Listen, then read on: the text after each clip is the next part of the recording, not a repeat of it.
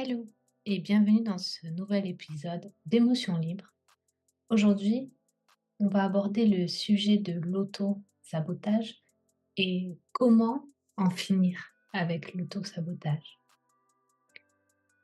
Souvent, l'auto-sabotage, on met du temps à l'apercevoir. C'est quand on commence à ressentir les difficultés, qu'on observe nos comportements, qu'on remarque cet auto-sabotage. Sinon, jusque-là, on peut avancer dans la vie sans avoir conscience qu'on s'auto-sabote. Donc, la première étape, c'est de regarder tous ces moments d'auto-sabotage, tous ces moments où je vais me freiner dans mes avancées, dans mes envies, dans mes actions. Tous ces moments où je vais laisser quelque chose pour passer à un autre sujet. On va cacher souvent cet auto-sabotage par une sorte de multipotentialité, un intérêt pour plein de choses. Et en fait, c'est toujours l'auto-sabotage qui est là et qui exerce dans notre vie ces actions.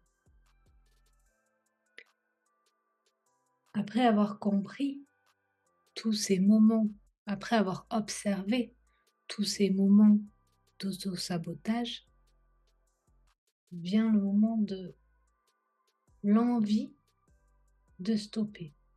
Parce qu'on comprend, on voit tout ce que cela nous empêche de faire, de réaliser, d'être, d'avoir.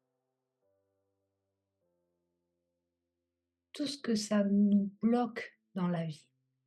Tout ce à quoi on ne s'autorise pas à avoir accès. On met nous-mêmes des barrières. Et l'erreur qu'on peut commettre, c'est de croire que l'on a des croyances limitantes, des pensées qu'on ne mérite pas, que ce n'est pas pour nous, que peut-être on est maudit, qu'on ne peut pas avoir accès à certaines choses. Et c'est là l'erreur d'entrer dans ce chemin.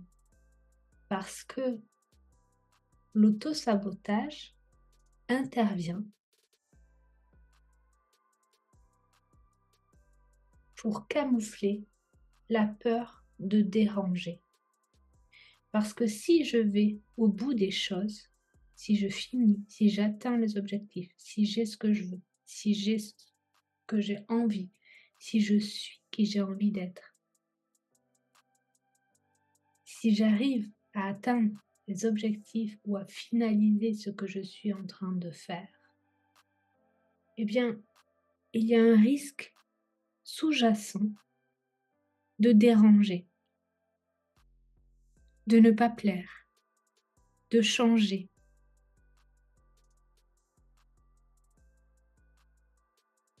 Principalement vis-à-vis des autres et vis-à-vis des gens qu'on aime.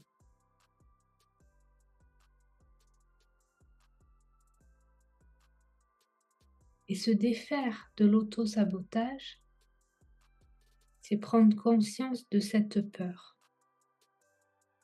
de déranger, de changer les choses et de ne plus être ce que l'on est. Et donc il y a aussi une partie de nous qui doit faire le deuil. Parce que on évolue, on change, on avance. Et donc il y a un deuil à faire de cette partie de nous. Il y a une acceptation de déranger et de changer les choses, de s'autoriser à ce que les choses changent, à ce que les choses évoluent. Alors, pour l'auto-sabotage, pour s'en défaire définitivement, c'est de jouer à déranger les choses, à déranger les gens, à changer les choses, de mettre du plaisir dans le fait que les choses évoluent, avancent, aboutissent aussi, réussissent. Atteindre des objectifs est une joie.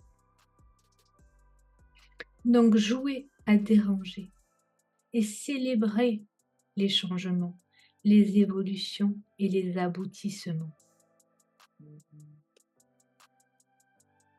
L'autosabotage,